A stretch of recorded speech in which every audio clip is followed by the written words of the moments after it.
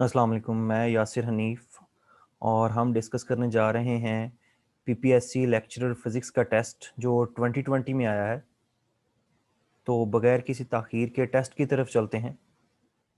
Question number 1 है जी, which part of a transistor is doped the heaviest to supply carriers? A emitter, B base, C collector, D none of these.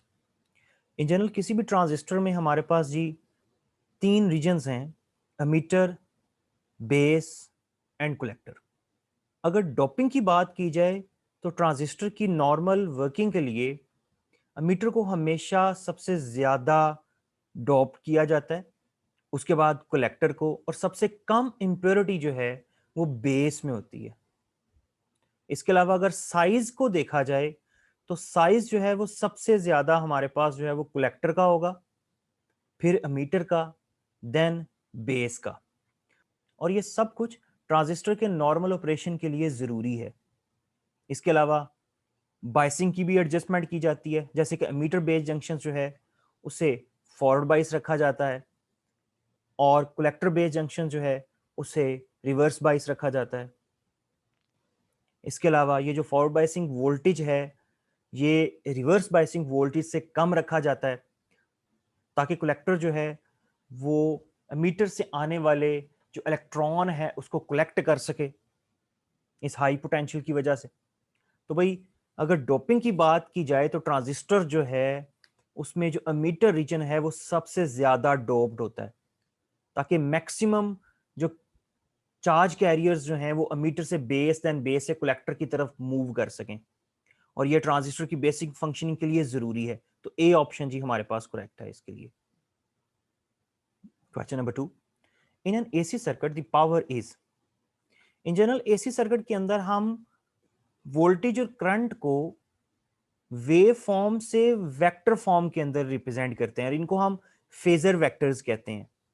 और AC circuit के अंदर अगर आप power को define करें तो वो जस्ट लाइक हम डॉट प्रोडक्ट की तरह कैलकुलेट करेंगे। पावर जो है वो इक्वल होगी वी डॉट आई के, जिसे अगर आप ओपन करें तो वो हमारे पास आता है जी V I cos of phi. Phi angle है वी और आई के दरमियान। जैसे कि यहां पर आपको नजर आ रहा है कि दो सिग्नल जो हैं वोल्टेज और करंट के वो ड्रा किए हुए हैं, उन दोनों में जो फेस डिफरेंस है वो फाई है। अब ये इन जनरल जो डायग्राम है ये रिप्रेजेंट कर रही है आरएल सर्किट को, जिसमें वोल्टेज लीड करता है बाय एन एंगल फाई और करंट जो है वो लैग कर रहा होता है। तो इन जनरल अगर वी और आई के दरमियान जो फेस डिफरेंस है अगर वो फाई है तो देन हम पावर को डिफाइन करेंगे V I cos of phi. तो इसलिए भाई ए ऑप्शन जो है वो हमारे पास यहाँ पे करेक्ट है। और इसके अलावा ये जो कॉस फाई वाला फैक्टर है इसे हम पावर फैक्टर कहते हैं एसी सर्किट्स में, और इससे हम पावर डेसिपेशन जो है वो कैलकुलेट करते हैं एसी सर्किट्स के अंदर। जैसे कि रेजिस्टेंस के केस में पावर फैक्टर जो है वो हमारे पास 1 होता है, इंडक्टर के लिए और कैपेसिटर के लिए पावर फैक्टर की जो वैल्यू है वो हमारे पास 0 होती है। और इन जनरल अगर कोई पर्टिकुलर एंगल है तो उसके अकॉर्डिंगली जो है हम पावर फैक्टर जो है वो कैलकुलेट कर सकते हैं। जैसे यहाँ पे अगर कोई जनरल फाई एंगल है तो उसके अकॉर्डिंगली हमारे पास जो है वो कॉस फाई जो है वो पावर फैक्टर होगा। Question number 3, if you were to make a very sensitive glass thermometer, which of the following liquid would you choose?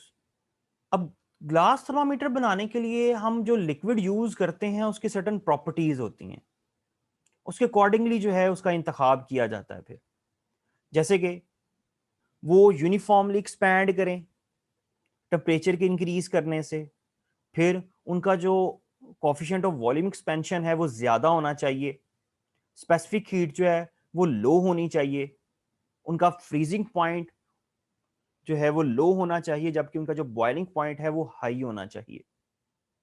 इन तमाम में अगर आप सेंसिटिव ग्लास थर्मामीटर की बात करते हैं तो जो प्रॉपर्टीज हमारे लिए ज्यादा अहम है वो large coefficient of volume expansion और लो स्पेसिफिक हीट कैपेसिटी है, जो कि इन चारों में से गैसोलीन की है।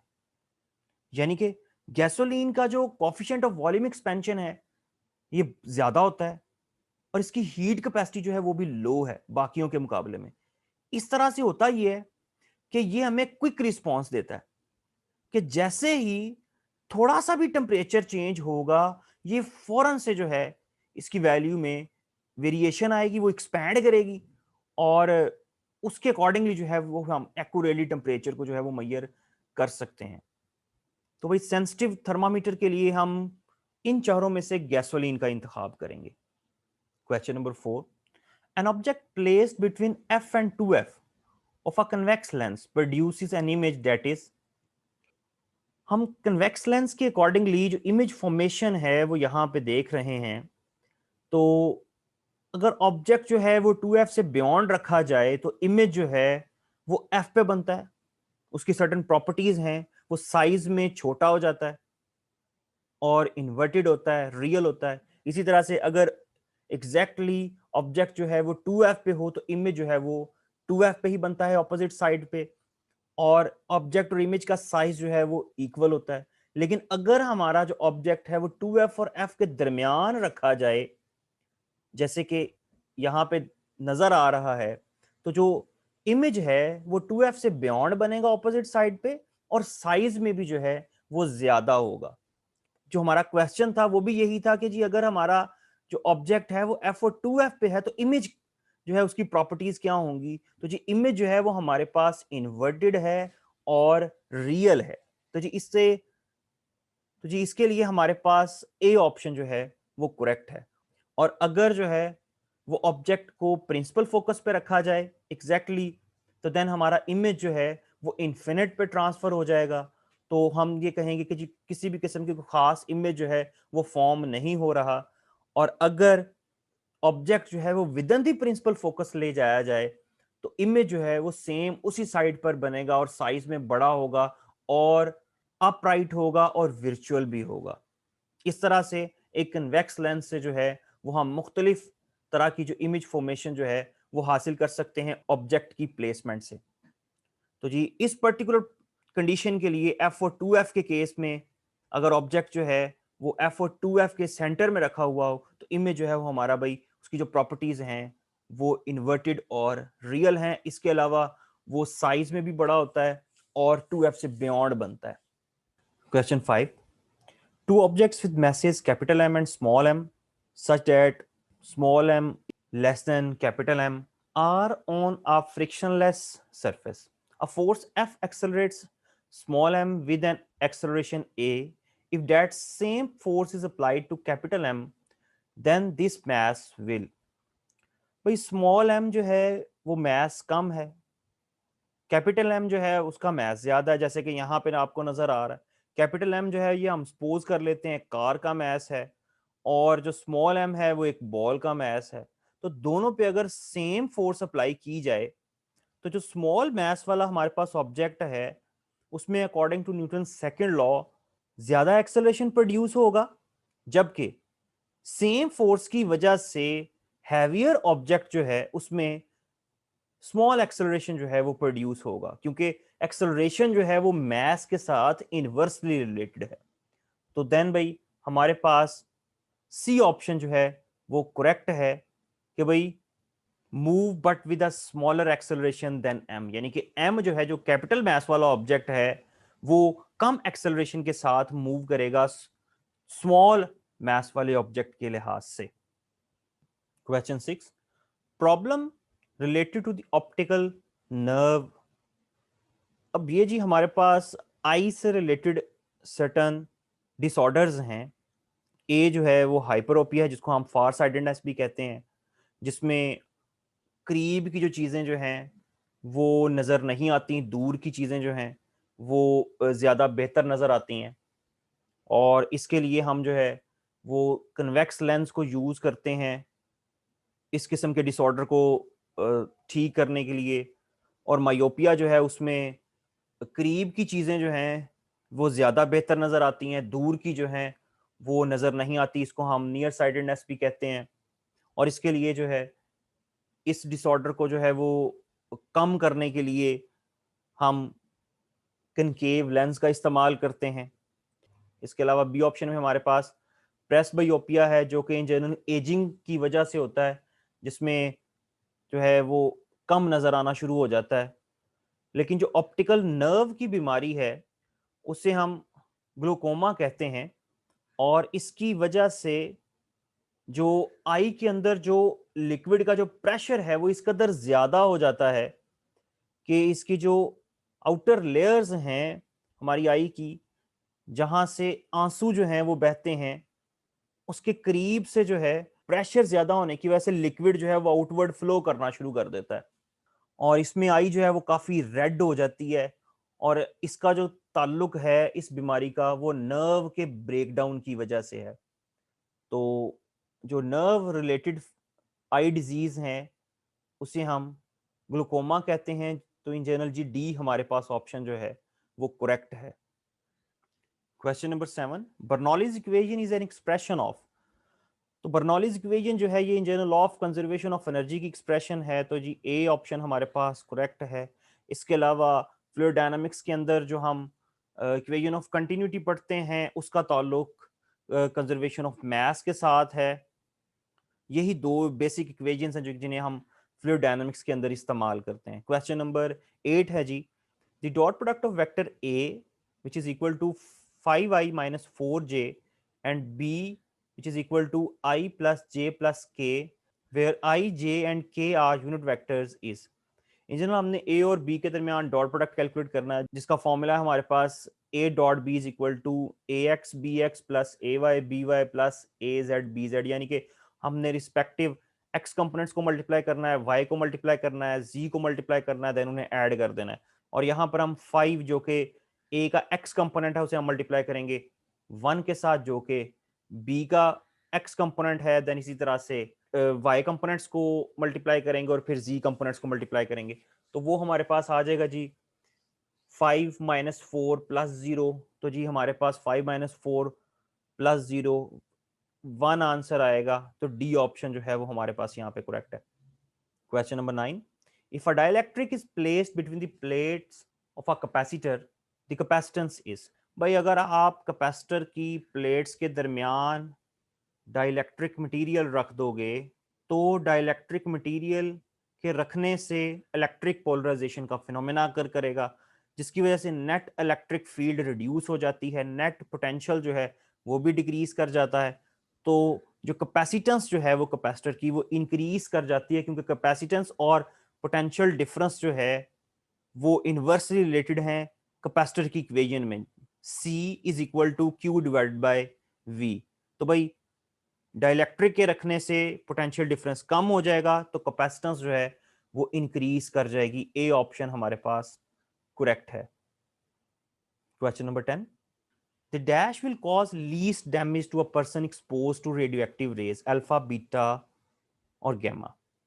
अल्फा बीटा गैमा तीनों रेडिएशंस जो हैं वो हमारी बॉडी के लिए डैमेज क्रिएट करती हैं।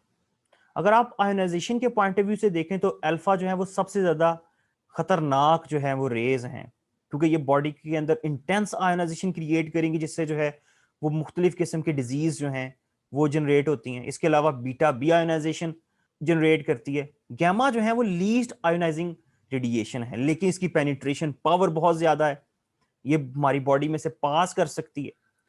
तो किसी ना किसी तरह से ये तमाम जो हैं ये हमारी बॉडी के लिए जो है वो खास इफेक्ट्स जो हैं वो रखती हैं। इसके अलावा इन तमाम के जो हैं वो मुख्तलिफ किस्म की इनकी बायोलॉजिकली इफेक्टिवनेस है मुख्तलिफ बॉडी के पार्ट्स के लिए। तो इन ये जो तमाम है ये किसी ना किसी तरह से जो है ये अफेक्ट करती हैं हमारी बॉडी को और मुख्तलिफ बॉडी के पार्ट्स को। तो इसलिए इनमें से पर्टिकुलर किसी एक को जज करना जो है वो डिफिकल्ट है। तो डी ऑप्शन जो है वो मेरे ख्याल से ठीक है, क्योंकि तमाम जो हैं वो डैमेजिंग हैं, कोई हम एक पर्टिकुलर जो है वो डिफाइन नहीं कर सकते। हाँ, गैमा रेज जो हैं वो अकॉर्डिंग टू आयनाइजेशन जो है वो लीस्ट अफेक्ट करती है हमारी बॉडी को, लेकिन मेरा ख्याल है कि जो इसके लिए जो है वो डी ऑप्शन जो है वो करेक्ट है। Question 11, an ideal gas occupies a volume of 100 centimeter cube at 20 degree centigrade and a pressure of 100 pascal. Determine the number of mole of a gas in container. आपने number of moles calculate करने हैं gas के। तो number of moles calculate करने के लिए हम general gas equation use करते हैं, PV is equal to nRT। अब प्रेशर जो है वो हमारे पास गिवन है, वॉल्यूम गिवन है, वॉल्यूम क्योंकि सेंटीमीटर क्यूब में है तो उसे हम मीटर क्यूब में करेंगे। सेंटी जो है वो हमारे पास इक्वल होता है 10⁻⁻2 के, तो जब क्यूब लेंगे तो वो 10⁻⁻6 हो जाएगा। सिंप्लिसिटी के लिए हम कोशिश ये करेंगे कि 10 की पावर्स में लेके चलें। और इसके अलावा आर जिसकी एग्जैक्ट वैल्यू है जी हमारे पास 8.314 जूल पर मोल पर केल्विन। हम कैलकुलेशंस को सिंपल बनाने के लिए उसकी जस्ट वैल्यू यहां पर हम 8 सब्स्टिट्यूट कर रहे हैं। इसके अलावा जो टेम्परेचर है जो कि इन जनरल 20 सेंटीग्रेड है, उसको केल्विन में कन्वर्ट करेंगे तो वो इन जनरल 293 केल्विन आएगा, लेकिन हम अगेन कैलकुलेशंस को सिंप्लीफाई करने के लिए हम उसे 300 ले रहे हैं। और क्योंकि हमने रफ कैलकुलेशंस करनी है, ये एमसीक्यूज है, हमने टाइम को बचाना होता है, तो हमने मैक्सिमम ये कोशिश करनी होती है कि हम कैलकुलेशंस को सिंप्लीफाई कर सकें और होल नंबर्स के अंदर जो है ना वो कैलकुलेशंस हों। तो इसलिए आर की जो वैल्यू है उसे 8 ले लिया है, टेम्परेचर को 300 ले लिया है, ताकि मल्टीप्लीकेशन जो है ना वो जरा सिंप्लीफाई हो जाए। 8 को 3 से मल्टीप्लाई करेंगे वो 2.4 × 10⁻³ आ जाएगा। अब 10 की पावर 3 इसलिए चल रही है 7 के जो है ना, ताकि हम कैलकुलेशन को मोर सिंप्लीफाई जो है ना वो कर सकें। और ऑपोजिट साइड पर हम 100 को 100 से मल्टीप्लाई कर रहे हैं, वो 10 की पावर 4 हो जाएगा।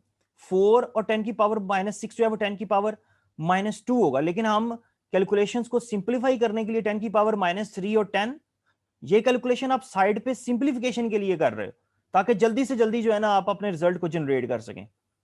तो आपने ट्रिक्स यूज करने हैं ताकि आपके रिजल्ट बेहतर से बेहतर और जल्दी आए। अब 2.4 को ऑपोजिट साइड पे लेके जाएंगे, जब उसे डिवाइड करेंगे तो 10 डिवाइड बाय 2.4 हमारे पास आंसर आ जाएगा 4। 10 की पावर -3, ये 10 की पावर जब ऑपोजिट साइड पे जाएगा तो 10 की पावर -6 हो जाएगा। तो हमारे पास आंसर आ जाएगा जी n जो है वो नियरली 4 × 10⁻⁻6 के राउंड अबाउट है। तो इसमें से जो ऑप्शन हमारे पास इसके करीब है वो है जी डी ऑप्शन। तो इसका मतलब है जी डी जो है इसके लिए हमारे पास आंसर जो है वो करेक्ट है। Question number 12, the scattered photon in Compton effect has. अब भाई कॉम्पटन इफेक्ट जो है ये एक ऐसा फिनोमेना है जिसके अंदर एक लूजली बाउंड इलेक्ट्रॉन जो है जब उसको एक्सरेज हिट करती हैं तो वो स्कैटर हो जाती हैं सर्टेन एंगल पे। उनकी वेवलेंथ जो है वो इंक्रीज कर जाती है, क्योंकि फ्रीक्वेंसी और एनर्जी जो है वो रिड्यूस हो जाती है आफ्टर इंटरेक्शन। और कॉम्पटन इफेक्ट जो है ये असल में फोटोन के पार्टिकल बिहेवियर को रिप्रेजेंट करता है। तो इसमें से कौन सी ऑप्शन जो है वो करेक्टली कॉम्पटन इफेक्ट को डिस्क्राइब कर रही है? तो जी वो है हमारे पास भाई बी ऑप्शन, जिसमें है जी आफ्टर इंटरेक्शन जो फोटोन की एनर्जी है वो रिड्यूस हो जाएगी और फ्रीक्वेंसी जो है वो भी कम हो जाएगी। तो बी ऑप्शन जी करेक्ट है इसके लिए। Question 13, which is not the unit of mass. A option में हमारे पास एल बी है। L be in general Libra को कोरिस्पॉन्ड करता है, जो कि पाउंड के लिए हम इस्तेमाल करते हैं, और ये मैस का यूनिट है। केजी ऐसा यूनिट है मैस का। म्यू जो है ये in general atomic mass unit है। और ऑप्शन ए बी सी तीनों जो है ये मैस के यूनिट्स हैं, जबकि डाइन जो है ये फोर्स का यूनिट है। तो जी डी ऑप्शन जो है वो मैस को रिप्रेजेंट नहीं कर रही। Question number 14, the dimension of force F. F की जो डिमेंशन है उसे हम न्यूटन सेकंड लॉ से कैलकुलेट कर सकते हैं। F is equal to M में एम मैस ए एक्सेलरेशन। तो जी हमारे पास कौन सी ऑप्शन ठीक है? इसमें जी हमारे पास सी ऑप्शन करेक्ट है, किलोग्राम मीटर पर सेकंड स्क्वायर, और MLT-2 जो है वो करेक्ट ऑप्शन है। Question number 15, which of the following determine the acceleration due to gravity. Acceleration जो है वो शेप पे डिपेंड करता है, वो डेंसिटी पे डिपेंड करता है, वो रोटेशन पे भी डिपेंड करता है, इसके अलावा जमीन से हाइट पे भी डिपेंड करता है, डेप्थ पे भी डिपेंड करता है। लेकिन हमारे पास यहाँ पे जो करेक्ट ऑप्शन है वो डी है, क्योंकि वो शेप, डेंसिटी और रोटेशन तीनों पे जो है जी की वैल्यू डिपेंड करती है। Question number 16, PV of an ideal gas is given by.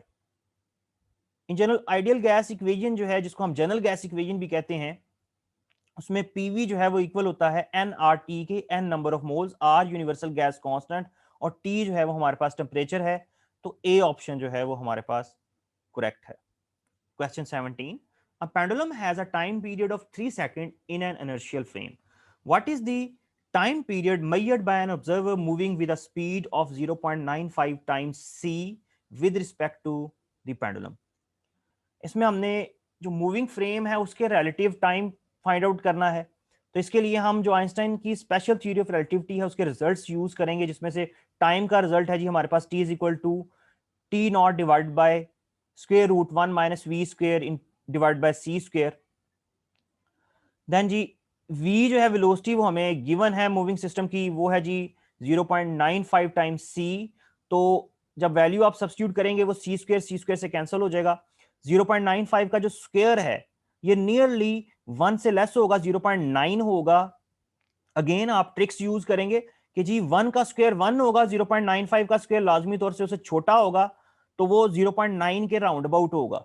Then 1 में से 0.9 को माइनस करेंगे तो हमारे पास 0.1 आ जाएगा। अंडर रूट 0.1 जो है ये 0.1 इन जनरल 1/10 है। जब आप इसे 1/10 को सिंप्लीफाई करेंगे 10 ऊपर चला जाएगा, तो हमारे पास ये अंडर रूट 10 आ जाएगा, जो कि जिसका आंसर नियरली 3 होगा। 3 को 3 से मल्टीप्लाई करेंगे तो हमारे पास ही 9 आंसर जो है वो राउंड अबाउट आएगा। तो जो ऑप्शन हमारे पास 9 के बिल्कुल करीब है वो डी ऑप्शन है।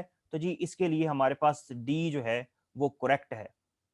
Question number 18, reactance of a 52 milli henry inductor and a 76 microfarad capacitors are equal at dash frequency. ये इन जनरल रेजोनेंस फ्रीक्वेंसी पे जो रिएक्टेंस है इंडक्टर की और कैपेसिटर की जो रिएक्टेंस है ये दोनों इक्वल हो जाती है। और रेजोनेंस फ्रीक्वेंसी हमारे पास इक्वल होती है F is equal to 1/2 pi under root L C. अब अगेन कैलकुलेशंस को सिंपल बनाने के लिए 52 की जगह मैं 50 यूज कर रहा हूं, 76 की जगह मैं 80 यूज कर रहा हूं। राउंड अबाउट जो हमारा आंसर होगा उससे हम गैस कर सकते हैं कि करेक्ट आंसर क्या है। अब जब आप वैल्यू सब्स्टिट्यूट करेंगे तो 50 को 80 से मल्टीप्लाई करेंगे हमारे पास 4000 आएगा। 4000 जो है वो 10 की पावर्स के साथ जब एडजस्ट होगा तो हमारे पास 4 इंटू 10 की पावर -6 रह जाएगा। अब अंडर रूट जो है उसकी वैल्यू 1/2 होती है, 4 का आंसर 2 हो जाएगा और 10 की पावर -6 जो है वो जब उसकी पावर हम 1/2 लेंगे तो वो हमारे पास 10 की पावर -3 आ जाएगा। 10 की पावर -3 जो है वो 1000 को कॉरिस्पॉन्ड करता है। ऊपर जाके वो 1000 बन जाएगा, नीचे हमारे पास 2 मल्टीप्लाई बाय 2 पाई 4 पाई हो जाएगा। अब पाई की वैल्यू हम नियरेस्ट जो है वो 3 ले लेते हैं, 4 जो है वो 1000 से कट के हमारे पास 250 आ जाएगा। तो इस तरह से हमारे पास जो आंसर आता है वो नियरली 80 के करीब आता है। तो जी फ्रीक्वेंसी जो है हमारे पास नियरली 80 हर्ट्ज होगी। तो जी बी ऑप्शन जो है वो हमारे पास करेक्ट है। अगेन जस्ट ट्रिक्स हैं, आपने नंबर्स को इस तरह से ट्रीट करना है कैलकुलेशन जिनके लिए आसान हो जाए, और 10 की पावर्स में लेके चलें। आपको 10 की पावर्स के साथ और अंडर रूट के साथ डील करना आना चाहिए ताकि कैलकुलेटर के बगैर हम जल्द से जल्द जो है वो कैलकुलेशंस परफॉर्म कर सकें। Question 19, the acceleration of gravity on the moon is 1/6 that on earth. The weight of a 70 kg man on the moon is. अब भाई चांद पे जो ग्रेविटी है वो जमीन के मुकाबले में 6 गुना कम होती है। हम जी की वैल्यू को 10 ले लेते हैं, 10 को 70 से मल्टीप्लाई करेंगे हमारे पास आएगा 700 न्यूटन। उसको 6 से डिवाइड करेंगे तो आंसर जो है हमारा वो नियरली 110 की इक्वल होगा। तो 110 की इक्वल हमारे पास कौन सी ऑप्शन है? तो 110 के करीब हमारे पास जो ऑप्शन है जी वो है बी ऑप्शन। तो बी जो है वो करेक्ट है। Question 20, two coils have a mutual inductance of 2 Henry. As a result of mutual inductance, an EMF of 4 volt exists in one coil. It followed that in the other coil.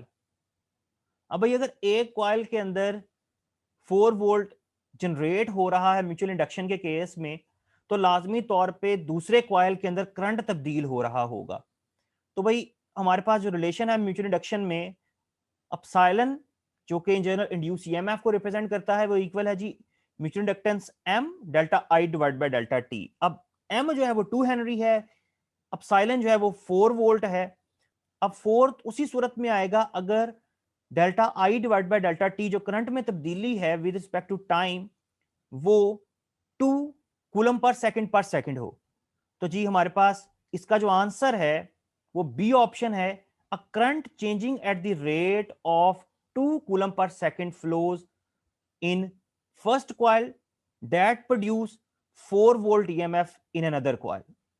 Question 21, the inductance required for a 2000 ohm reactance at 20 megahertz equals.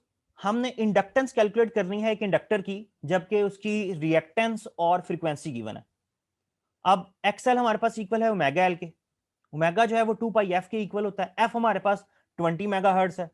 अब हम जी values लगाएंगे L calculate करने के लिए। XL 2000, F जो है 20 m आ जाएगा, M जो है वो मेगा को कोरिस्पॉन्ड करता है। देन आपने कैलकुलेशंस करनी है, एल की ऑपोजिट साइड पे ले जाएंगे वैल्यूज को। 2000 20 से कट जाएगा, 2 से कट जाएगा, देन जी हमारे पास सिंप्लीफाई होकर जो आंसर आएगा वो 16 माइक्रो हेनरी है। तो हमारे पास जो करेक्ट आंसर है वो इन जनरल बी ऑप्शन है, 15.9 micro Henry. Question 22, a lens of focal length 20 centimetre has a power of lens जो है वो इन जनरल हमारे पास इक्वल होती है रेसिप्रोकल ऑफ फोकल लेंथ के, P is equal to 1/f। Focal length की value substitute करेंगे, 20 सेंटी की जगह हमारे पास 10 की पावर -2 आ जाएगा, 10 की पावर -2 पर जाके 100 हो जाएगा, 100 को 20 से डिवाइड करेंगे, हमारे पास आंसर आएगा 5। तो आंसर है जी इसका बी ऑप्शन 5 डाइऑप्टर। डाइऑप्टर जो है ये पावर का यूनिट है, पावर ऑफ लेंस का। क्वेश्चन 23 है, what is the nature of binding of CH4? CH4 methane जो है उसमें किस किस्म की बॉन्डिंग एग्जिस्ट करती है? तो इसमें हमारे पास एक कार्बन है, 4 हाइड्रोजन के एटम्स हैं। कार्बन के वैलेंस शेल के अंदर 4 इलेक्ट्रॉन्स होते हैं, वो 4 इलेक्ट्रॉन जो है वो इंडिविजुअली हर हाइड्रोजन के साथ बॉन्ड बनाएंगे और हमारे पास जो है म्यूचुअल शेयरिंग से कोवलेंट बॉन्ड जो है वो हासिल होगा।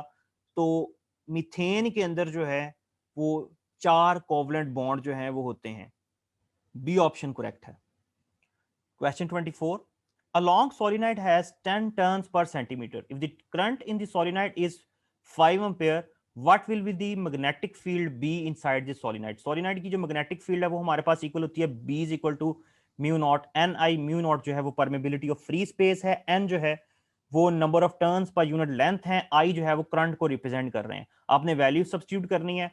सेंटी की वैल्यू हमारे पास 10 रेज़ पावर -2 है, जो कि ऐसा यूनिट्स के अंदर हमें दे देगा एन इक्वल होगा 1000 टर्न्स पर मीटर के। तो देन आप वैल्यू सब्स्टिट्यूट करेंगे, हमारे पास जो आंसर आएगा वो 60 इंटू 10 रेज़ पावर -4 टेस्ला है।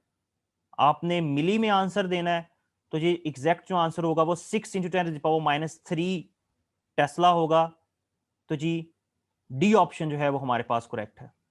Question 25, the uncertainty in position is only delta y is equal to 1.5 10 raised to the power -11 meter. Determine the minimum uncertainty in the momentum of the object, and h is equal to 6.63 10 raised to the power -34 joule second. हम uncertainty principle use करेंगे। Exact form of uncertainty principle जो है वो हमारे पास है जी delta Y into delta P greater than और equal to H divide by 4 pi. H यहाँ पे प्लैंक्स कांस्टेंट है, आपने वैल्यू सब्स्टिट्यूट कर देनी है। 10 की पावर्स को हम अलहदा से डील कर लेंगे। सिंप्लीफाइड फॉर्म के अंदर कैलकुलेशंस करते हुए 3.14 जो है अगर आप इसे 6.63 से कट करें तो इन जनरल 2 के राउंड अबाउट आंसर आएगा। 2 को 4 से काटें तो 2 आएगा, नीचे 2 को 1.5 से मल्टीप्लाई करें तो हमारे पास 3 आ जाएगा। तो 1/3 इंटू 10 टू द पावर -23 बचेगा। तो 1/3 जो है वो 0.33 को रिप्रेजेंट करता है। तो यहां से हमारे पास जो अनसर्टेनिटी मोमेंटम के अंदर आएगी वो nearly 3.5 into 10 to the power -24 है। तो सी ऑप्शन जो है वो हमारे पास करेक्ट है।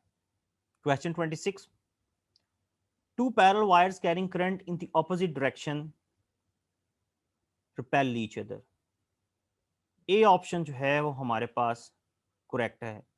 अगर दो वायर्स में सेम डायरेक्शन में करंट फ्लो हो रहा हो तो दोनों की जो नेट मैग्नेटिक फील्ड है वो मिड में एक दूसरे के ऑपोजिट होने की वजह से नेट मैग्नेटिक फील्ड को रिड्यूस कर देती हैं, जिससे स्ट्रॉन्ग मैग्नेटिक फील्ड जो आउटर साइड्स पर है वो इन दो वायर्स को एक दूसरे को अट्रैक्ट करने पे मजबूर करती है। जबकि अगर करंट जो है वो ऑपोजिट डायरेक्शन में है तो जो दरमियान में हमारे पास नेट मैग्नेटिक फील्ड है वो सेम डायरेक्शन में होने की वजह से सेंटर में स्ट्रॉन्ग मैग्नेटिक फील्ड होगी। देन ये जो दोनों वायर्स हैं ये ऑपोजिट डायरेक्शन के अंदर रिपेल होंगी आउटर साइड्स के ऊपर वीक मैग्नेटिक फील्ड होने की वजह से। तो दो पैरेलल वायर्स जिनमें करंट सेम डायरेक्शन में हो वो अट्रैक्ट करती हैं, और दो पैरेलल वायर्स जिनमें करंट ऑपोजिट डायरेक्शन में हो वो रिपेल करती हैं। Question 27. A sphere of radius r has volume v. If the radius of the sphere are increased to 3 times, what is the volume now? भाई अगर वॉल्यूम का relation है हमारे पास किसी स्फीयर के लिए 4/3 पाई आर क्यूब। अगर रेडियस को 3 टाइम्स कर देंगे तो 3 की पावर 3 27, तो वॉल्यूम जो है वो हमारे पास 27 टाइम्स हो जाएगा। तो डी ऑप्शन जो है वो हमारे पास करेक्ट है। Question 28. A 200 kg motorcycle traveling at 30 meter per second hits a tree and is brought to rest in 0.10 second. What is the magnitude of the average force acting on the car to bring it to rest? सबसे पहले जी question के अंदर ऊपर motorcycle के बारे में कहा गया है, नीचे कार को डिस्कस कर दिया गया है। तो ये इस क्वेश्चन के अंदर जो है ये मिस प्रिंटिंग है। लेकिन अगर आप कैलकुलेशंस की बात करें तो फोर्स कैलकुलेट करनी है, जिसके लिए हम rate of change in momentum का रिलेशन यूज करेंगे, जिसमें एफ जो है फोर्स जो है वो इक्वल होती है rate of change in momentum के। तो फाइनल वेलोसिटी 0 है टकराने के बाद, इनिशियल वेलोसिटी जो है वो 30 मीटर पर सेकंड थी। कैलकुलेशंस करेंगे तो हमारे पास आंसर आएगा 6 इंटू 10⁻⁴ न्यूटन। तो सी ऑप्शन जो है वो इसके लिए हमारे पास करेक्ट है। इससे कता नजर के टकराने से पहले मोटरसाइकिल थी और बाद में कार है। Question 29. If the driver in the bus you are traveling is suddenly accelerates. अब इस क्वेश्चन में ड्राइवर एक्सेलरेट कर रहा है बस का जिसमें आप सफर कर रहे हैं, लेकिन ये नहीं बताया गया कि ड्राइवर जो है वो किस तरह से एक्सेलरेट कर रहा है। ब्रेक लगा रहा है या स्पीड को बढ़ा रहा है, बस रुक रही है या बस स्टार्ट ले रही है। क्योंकि कंप्लीट इंफॉर्मेशन गिवन नहीं है, इसलिए हम नहीं बता सकते कि आपके साथ क्या होगा। क्योंकि अगर बस जो है वो रुक रही है, ब्रेक सप्लाई हो रही है, तो आप फॉरवर्ड डायरेक्शन में मूव करेंगे। अगर जस्ट स्टार्ट हो रही है तो आप बैकवर्ड डायरेक्शन में पुश महसूस करेंगे। और अगर यूनिफॉर्म स्पीड से जा रही है देन एक्सेलरेशन 0 होगा। जबकि यहां पर हमारे पास कंप्लीट इंफॉर्मेशन गिवन नहीं है, तो जी डी ऑप्शन जो है वो करेक्ट है। Question 30. The mass of oxygen is 32 AMU, atomic mass unit. How many molecules of oxygen are in 32 gram of oxygen? अब जो ऑक्सीजन का जो मॉलिक्यूलर मास है AMU के अंदर वो भी 32 है और जो गिवन मास है वो भी 32 है। तो इससे हमारे पास जो नंबर ऑफ मोल्स हैं ऑक्सीजन के वो आ जाएंगे जी 1, 32 डिवाइड बाय 32। और 1 मोल के अंदर जो नंबर ऑफ पार्टिकल्स एग्जिस्ट करते हैं वो एग्जैक्टली एवोगैड्रोस नंबर के इक्वल होते हैं। और एवोगैड्रोस नंबर है हमारे पास 6.022 10⁻⁻23। तो 1 मोल मल्टीप्लाई बाय एवोगैड्रोस नंबर जो है वो हमारे पास यहाँ पे करेक्ट आंसर है। तो इन जनरल बी ऑप्शन जो है वो करेक्ट है।